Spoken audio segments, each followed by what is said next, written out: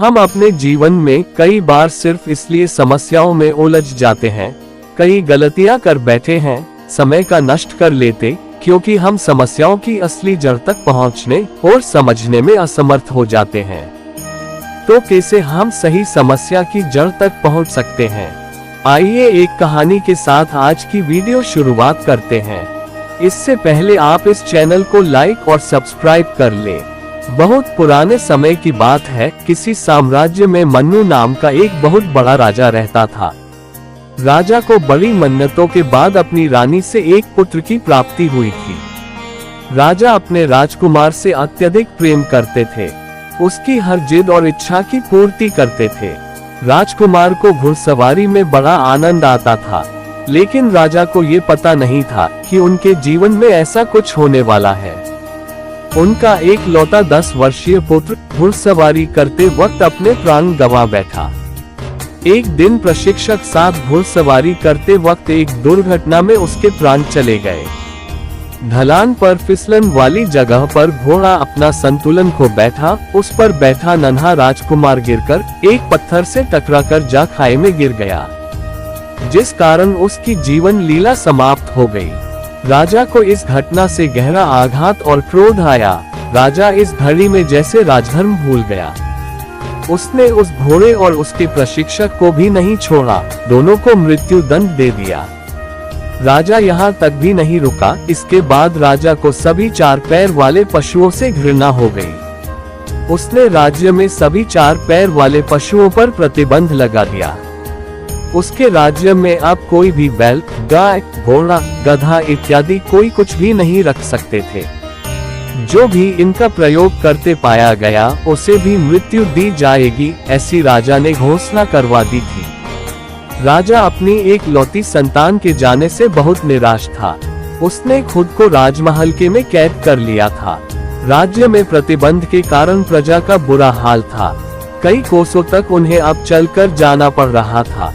खेती करने के लिए भी उन्हें बैल न होने से बहुत असुविधा हो रही थी। दूध दही का अभाव हो गया।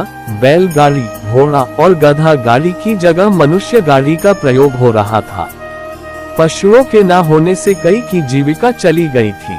आमदनी का साधन खत्म हो गया था। देखते ही देखते 1 वर्ष बीत गए, लेकिन राजा उस संताप में था। प्रजा दुखी, कई निर्धन हो गए, भूख से कई जानें चली गई। गांव में अकाल पड़ गया। राज्य की प्रजा चिंता में ही डूबी रहती, उन्हें कोई रास्ता दिखाई ही नहीं दे रहा था। तभी एक बौद्ध सन्यासी उसी राज्य में भिक्षु के लिए पधारते हैं। उन्होंने देखा कि आखिर इस स्थान में कई और स्थानों से कुछ विभिन्न परिस्थितियां और लोग दिख रहे हैं। उन्होंने जब एक निवासी से प्रश्न किया, तो उन्होंने सारी बातें उस बौद्ध सन्यासी को बताया। लोगों ने उनके आगे विनती की और उन्हें इस समस्या से निकालने का अनुरोध किया। उन्हें लोगों की पीड़ा दिखाई दी। इसके पीछे प्रतिबंध का असली कारण भी पता चला। सन्यासी ने राजा से मिलने का निर्णय किया। वो राजमहल गए और राजा से मिलने को कहा। राजा किसी से भेंट नहीं कर रहे थे, इसलिए राजा ने ये संदेश भिजवा दिया कि आप जाए। राजा अभी दुखी है। उस सन्यासी ने कहा कि मैं उनके पुत्र के विषय में ही उनसे कुछ चर्चा करने आया हूँ। राजा ये सुनकर उनके सामने उपस्थित हुआ। राजा ने उन्हें प्रणाम कर कहा कि आप क्या बात करना चाहते हैं। उन्होंने कहा कि हे राजन, आपने गलत ही पशुओं पर प्रतिबंध लगा दिया। आपके पुत्र की मृत्यु का कुछ और कारण है। राजा को लगा कि यह पहुंचे हुए लगते हैं। मन ही मन कुछ समय उसने विचार किया और फिर कहा, क्या है, हमें बताइए, ऐसा क्या है जो आप जानते हैं और मैं नहीं। उन्होंने कहा कि जल, आप जल पर प्रतिबंध लगाइए। ना आप जल पीजिए, ना आपके राज्य में कोई जल का प्रयोग करेगा और ना ही वर्षा होगी, ऐसा प्रतिबंध लगाना सही है। राजा बोला, आप क्या बोल है? आप सन्यासी होकर एक बाप की पीड़ा के साथ खेल रहे हैं। वो बोले, मैं सच बोल रहा हूँ। घोड़ा अपने आप नहीं फिसला, वहां फिसलन थी, क्योंकि घोड़ा फिसलन से फिसला और वो जल के कारण होती है। वहां आप भी जाकर भागेंगे तो गिरेंगे, तो फिर घोड़े का क्या दोष। राजा सोच में पड़ गया। वो फिर बोले कि तुमने उस घोड़े के और उसके प्रशिक्षित के प्राण ले लिए, पर तुमने अपने प्राण नहीं लिए, क्योंकि वो घोड़ा और उसके प्रशिक्षण करने वाले को तुम ही यहाँ लाए थे। वो अपने आप यहाँ नहीं आए। तो बहुत गहरे में देखा जाए तो असली दोषी तो तुम हो। ना तुम उन्हें यहाँ लाते, ना तुम्हारा पुत्र प्राण गंवाता। वो बोले, राजा तुम्हें सबसे पहले अपने आप को दंड देना था। क्या वर्षा पर प्रतिबंध लगा सकते हो? अगर उस घटना की जड़ में जाओगे तो कुछ और ही कारण तुम्हारे समक्ष आएंगे। तुम राजा हो और राजा का पहला धर्म प्रजा पालन है। एक पिता की भांति तुम्हारी संतान का तुम्हें इतना दुख है। इस वजह से राज्य में कितने लोगों की मृत्यु हुई है तुम्हें पता है?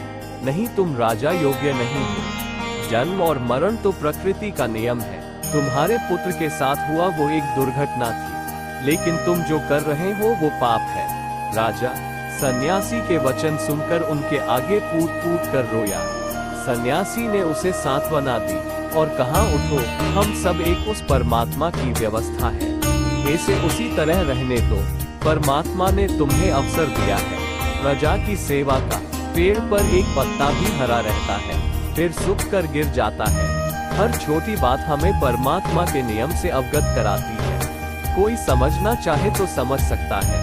बहुत हुआ राजन, अब विलंब मत करो, अपनी प्रजा का पालन करो, अपना धर्म निभाओ। एक बाप अपने पुत्र को ना बचा सका, लेकिन एक राजा ना जाने कितने दूसरों पुत्रों को खुश रख सकता है। व्यक्ति को वो जहाँ परमात्मा का नाम लेकर प्रसन्न मन से अपना कर्म करते रहना ही उसका धर्म है। अपना धर्म निभाना है और उसके लिए इस अमूल्य जीवन को जीना है। राजा की आंखें खुल गई। अपने इस कृत्य के कारण उसके राज्य में जो हानि हुई थी वो उसे पूरा करने में लग गया।